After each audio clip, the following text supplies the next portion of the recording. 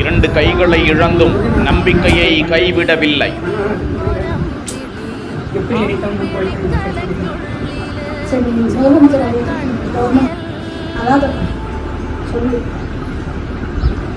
பாலூரும் மண்ணை இந்த பூமிதான் ராசா, நீரேது பொட்டக்காடும் பூக்குதே.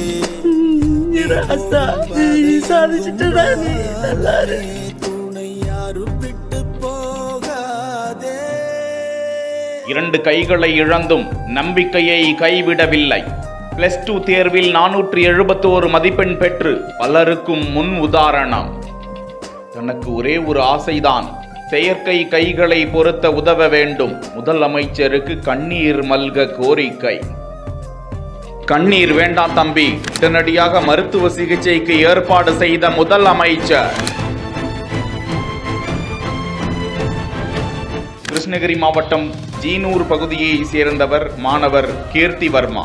கிருஷ்ணகிரியில் குருபரப்பள்ளி என்ற பகுதியில் செயல்பட்டு வரும் அரசு உயர்நிலை பள்ளியில் 12ஆம் வகுப்பு படித்து வந்தார். சிறு வயதிலேயே 2 கைகளையும் இழந்துவிட்ட மாணவர் கீர்த்தி வர்மா படிப்பில் மிகுந்த ஆர்வம் கொண்டிருந்தார். மேலும் படங்கள் வரைவதிலும் கை தேர்ந்தவராக இருந்தார். 2 வருடங்களுக்கு முன்பு நடந்த 10ஆம் வகுப்பு பொதுத் தேர்வில் மாணவர் கீர்த்தி வர்மா 437 மதிப்பெண்கள் பெற்று தான் படித்த பள்ளியிலேயே முதல் மாணவராக திகழ்ந்தார். இவரை தமிழக முதலமைச்சர் ஸ்டாலின் மற்றும் பல்வேறு தரப்பினரும் அப்போது பாராட்டியிருந்தனர். இந்நிலையில் இவ்வருடம் 12ஆம் வகுப்பு பொதுத் தேர்வு எழுதியிருந்த நிலையில் கீர்த்தி வர்மா 471 மதிப்பெண்களை பெற்று அசத்தியிருக்கிறார். தனக்கு உதவி செய்த ஆசிரிய பெருமக்கள் மற்றும் பெற்றோருக்கு நன்றியை தெரிவித்துக் கொண்டார். தாயின் அரவணைப்பில் வாழும் தனக்கு அரசு முன்வந்து உதவி செய்ய வேண்டும் என்பதே அவரது கோரிக்கையாக உள்ளது.